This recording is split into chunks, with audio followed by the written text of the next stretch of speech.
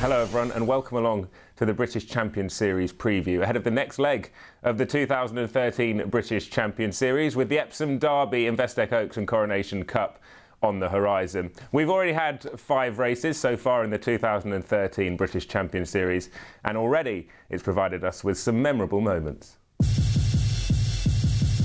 So all set for the QIPCO 2000 guineas and they're off. Dawn approach the search on the climb up the hill. Coronado now under pressure. Glory Awaits is back in 3rd place. It's Dawn approach who's 2 to 3 lengths clear in the guineas. Glory Awaits running a blinder as Coronado runs out of puff. So Dawn approach 7 from 7 wins the QIPCO 2000 guineas. An important success for the Dolphins.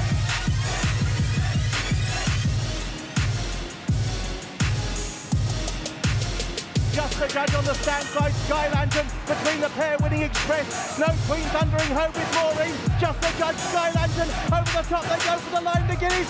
Sky Lantern, Richard Hughes wins the British Classic.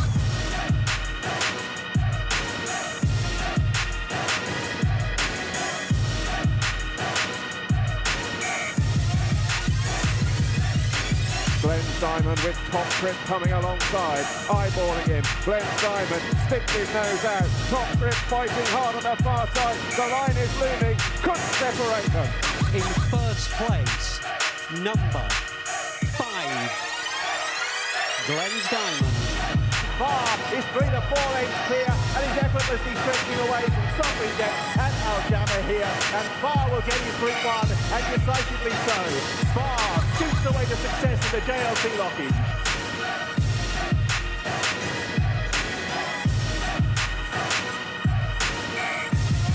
Morrowitz, Spirit Force and Reckless abandon this side. Here's Soul Power unleashed with a big run alongside. Soul Power is another former winner of the race. Kingsgate Native, they're inside the final furlong now. Kingsgate Native, Soul Power this side. Reckless abandon is over on the far side. Swiss Spirit is finishing off really well. Kingsgate Native is just in front at the light. Kingsgate Native has won it again. There will be tens of thousands of people that roll into Epsom over the course of the Derby weekend, and in those tens of thousands will be some famous faces. I was lucky enough this week to catch up with the newly retired Manchester United legend Sir Alex Ferguson, and he explained his passion for horse racing. A few days ago, Sir Alex, you had your 1500th and final game in charge of Manchester United, and a hugely exciting time for you. But firstly, where did your passion for racing come from? Well, I think from where I grew up, I think that it was, I think most working class people like the little tanner trebles and things like that. My father liked to bet, and I've probably inherited that disease from him. Why racing specifically? What is it about racing that sort of captured your imagination? Well, I think that it's a fascinating sport, and the thing that amazes me when they go out, they trot their horses out in the morning, and they're able to tell you the pedigree of every horse. I think it's fantastic that. I know someone said to me, "Oh, you can do the same with players." I think it's a bit different. You know, you see them, maybe Michael Stout's yard, and there's 150 horses he can buy, and he knows every one. And the same with them all, and I think that great. Are there comparisons that you see between the top trainers and the top managers? Well, I think that comes out. I think that there's 2 parts of that. Of course, you can look at a trainer, like we can look at a manager who hasn't got the great resources. He maybe doesn't the great owners that some of the top trainers have. So, but nonetheless, as in the case of myself and other top managers who manage big teams, you've still got to produce when you have the resources anyway. So winning is never an easy thing. So preparing your horse or preparing your team to win, take similar routes in the sense of your preparation, your analysis of its fitness, the right race to run in. It's for me picking the right team and analysing your opponents. And I'm sure that, I know the trainers do this, if you're going into a big race, they'll analyse who's going to make the running, where they should set their horse in, should it go to the front. There's a lot of decisions to be taken, just in the same way as management. Is there anything you've picked up from trainers that you've been able to use throughout your career as a football manager? No, because it's similar patterns to my own job, so it was really. I always think that I always say this: working hard is a talent. It is a talent in the modern day era, in particular. I think that all these trainers who work really hard deserve the plaudits they get, and I think that It's not an easy industry. The competition is huge. So the similarities just rest in the same of a work ethic, really. Just one final question. It's a new chapter in your life. It must be hugely exciting. It's not a new chapter in my life. You know, I've been involved in the racing for quite a bit now, but it maybe give me more time. But I've got a lot of interests. I've plenty to do, and this is part of it. Will we be able to see you more on the races now? Will you be going racing? Possibly. I think so, yeah. I think you will do. Good stuff. Well, very best of luck. Well, son. Thanks, Alex. Thanks for that. If you ask any trainer, owner or jockey what is the race they most want to win, 9 times out of 10 they will say it is the Epsom Derby. It is one of the most prestigious races anywhere in the world. And we can go on board now with Jamie Spencer to see what it's like to ride the Epsom track. We picked them up with about 2 furlongs to go, and on Derby Day there will be tens of thousands of people who line the stands, including Her Majesty the Queen herself. And it's at this stage, with the nerves and the build-up out of the way, that the jockeys can start to dream about what it will be like to ride the winner in the Epsom Derby. Skills needed to win for both horse and jockey are speed, stamina and a will to win. And it's at this point where Mikel Barcelona back in 2011 famously started to plan to stand in the irons and celebrate Epsom Derby success. It is a feeling like no other. The next race in the QIPCO British Champions Series will be the Investec Oaks, and it's Ladies' Day at Epsom on Friday, and it's a chance for the fillies to shine. Recently, in the build-up to the Investec Oaks, news came through that Sheikh Farhad, who celebrated his first classic success on the weekend with Just the Judge in the Irish 1,000 guineas, he had purchased 50% of a leading player in this year's Investec Oaks, Secret Gesture. She is one of a number of live chances in what is a really open renewal. But it's now that Secret Gesture, pursued by I Say, bids to put the authority on the race and goes about a length or so clear, approaching the final furlong. Secret Gesture with I Say in second, NH still catching the eye in third, then Cherry Malott. They're finishing all of a sudden very well strung out indeed here. But Secret Gesture, who set a decent form standard, is going to get off the mark at the second time of asking. Secret Gesture beat into second place I Say. Liber Nautica's past the furlong just in front from Woodland Aria. Romantic settings grinding away, trying to get to them. Liber Nauticus, though, asserting close home. Next port of call, perhaps Epsom, as Liber Nauticus sails away to win the Musadora. Talent, Crook Rialta, Magic of Reality, and then Madame Defarge. It's Lady Noof. Madame Defarge is short of room on the near side rail. Talent is out in the centre. Out in front, Lady Noof from Talent, who's edging closer all of the time. Talent out in the centre. Lady Noof the stand side. Madame Defarge is back in third. The close home, Talent's just getting up. Gertrude Verse kicks away, top of the straight with a furlong and a half to go. She stretches on, 3 to 4 lengths clear from keeping Salhuda. Halloween Black Jacket still hemmed in. Jathaba running on down the outside. Banoffee keeping on up the inner. Rough race. Gertrude Verse needs a bit of company. Banoffee fairly flying down the inside, bearing down on Gertrude Verse, and Banoffee gets up the score. So there's a look at some of the leading players in this year's Investec Oaks. Let's hear from some of the leading connections. Huey, tell us how Banoffee's preparations for Epsom are coming along. Well, we're very pleased. She's done everything we wanted to, obviously, at the racecourse, and she's been no hiccups yet. Well, she's had a remarkable start to her career, 2 from 2. Her first win from the front, but at Chester, a remarkable victory. Yeah, she looked in trouble really from the start. She missed the break, and Kieran accepted the situation and settled her in. And really, it was probably the better experience. Yeah, the intention was to be handy because she won from the front at Newbury, but I'm delighted the way the race worked out because she learnt a lot more, I think. Let's talk about Secret Gesture first of all. Winner of the Lingfield Oaks trial, very impressively visually and pretty impressive on the clock as well. You must have been delighted. Yeah, I was delighted with the way she went through the line as well. You know, she didn't just gallop to the line; she went through it. And David Simcock's filly, the second, was very keen, wasn't she? But still, you know, she beat them all convincingly. So, yeah, we're looking really. You know, I was delighted with it. It was the ideal prep. And she came out of the race very well, and just got to get her there in one piece. Saturday's racing really is something to savour, because we've got the Investec Derby to look forward to. And on the support card, we have the Coronation Cup, which has provided us with some great memories in the past and some thrilling finishes. In recent years, it's been St Nicholas Abbey who has cleaned up in the race. And this year, in 2013, he's going for a third win for the Master of Ballydoyle, Aidan O'Brien. He's one of a number of contenders in this year's Coronation Cup. 3/16 of a mile. Joshua Tree. Frankie Dettori is all over him, trying to get him home. Forte de Marmi shakes loose on the outside. It's still Joshua Tree. Dandino's closing late. Joshua Tree on the inside. Joshua Tree has done it again. Nicholas Abbey trying to go one better in front. Gentle Donna raising an effort on the outside. They get away from Charretta. Then Very Nice Name. Await the Dawn. Royal Diamond doing it into the outside. It'll be too late. St Nicholas Abbey in front. The Japanese mare trying to run him down, but St Nick's in front. He'll go one better this year. St Nicholas Abbey drew clear. He won the Dubai Shima Classic.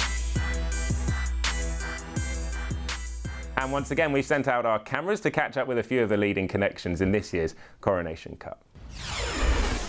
Looking at the Coronation, there's one horse to get, one horse to beat now, and that's St Nicholas Abbey, and it's not an easy thing to do.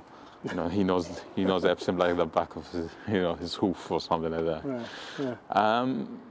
So I mean, we will give it a chance. But if you brought your Melbourne Cup winning form to the track, if this horse did, he'd have a chance. Not the Melbourne Cup winning form. That's not the right form to bring here. The Caulfield Cup form is if he brings his Caulfield Cup form, he'll have a very good chance.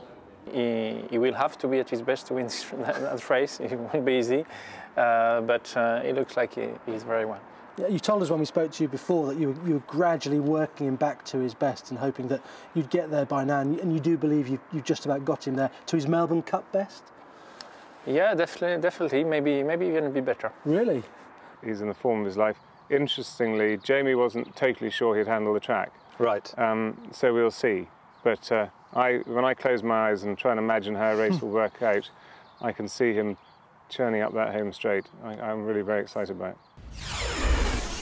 Next up for us on this British Champions Series preview, we're going to look ahead to the feature race of the weekend, the Investec Derby. And the big story this year is the star 3-year-old Dawn Approach. But he's trying something new for the first time in 2013 at Epsom, and that is a new trip. He was very impressive when winning the QIPCO 2000 Guineas at Newmarket over a mile, but a mile and a half is an entirely different question for Dawn Approach. He does, though, have the pedigree to boot.